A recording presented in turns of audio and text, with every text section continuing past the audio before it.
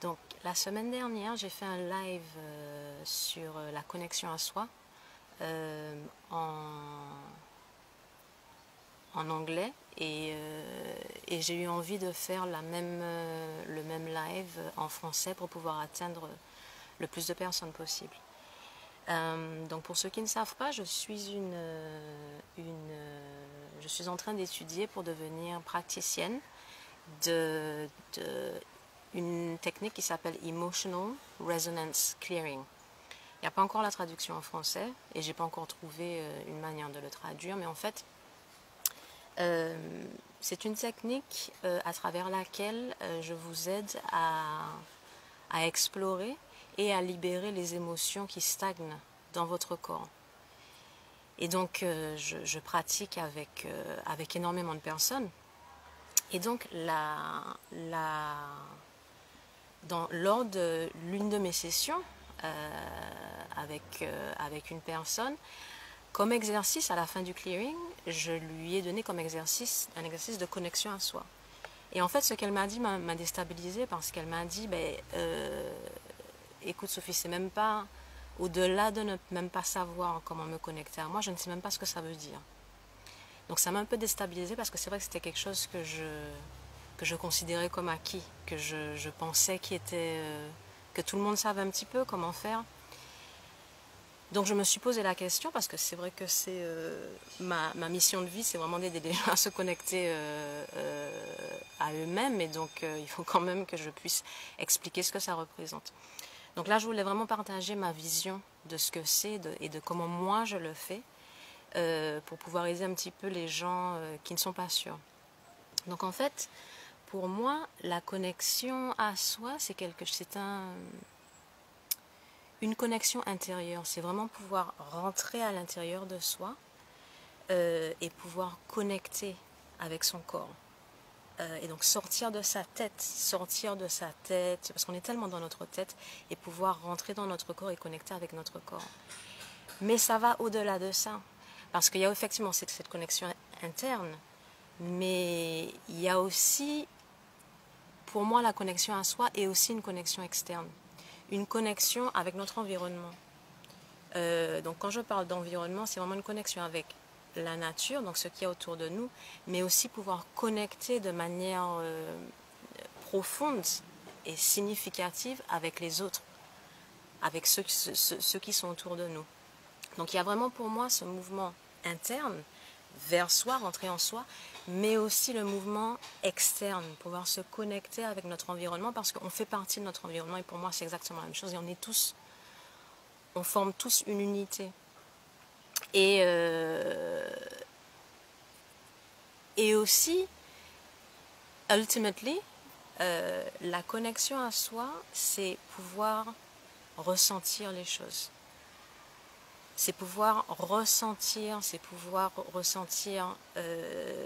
des émotions, pouvoir ressentir l'énergie qui circule en nous, mais aussi à l'extérieur de nous.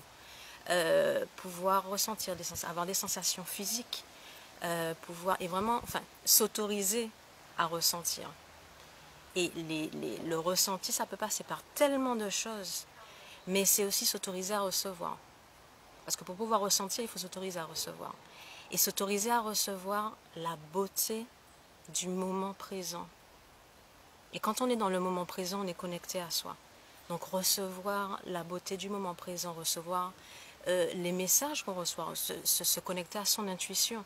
Et tout ça, pour moi, c'est la connexion à soi. Et donc, en fait, après, la deuxième question, c'est comment est-ce qu'on se connecte à soi ?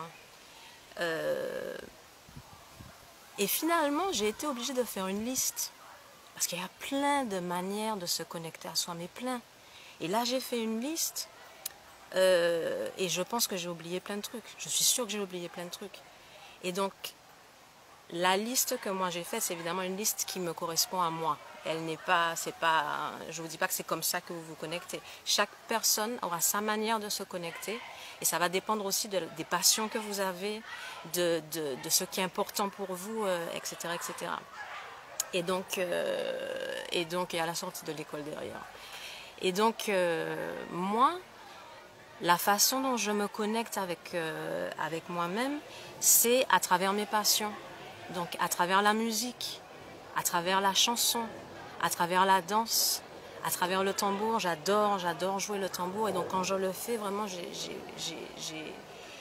ce que je ressens, le fait de m'autoriser à ressentir et à connecter avec la musique, avec ma voix, avec l'instrument, c'est une connexion, c'est une des manières que je me connecte avec moi-même. Mais je me connecte aussi à moi-même à travers ma connexion avec l'autre, comme j'avais dit avant.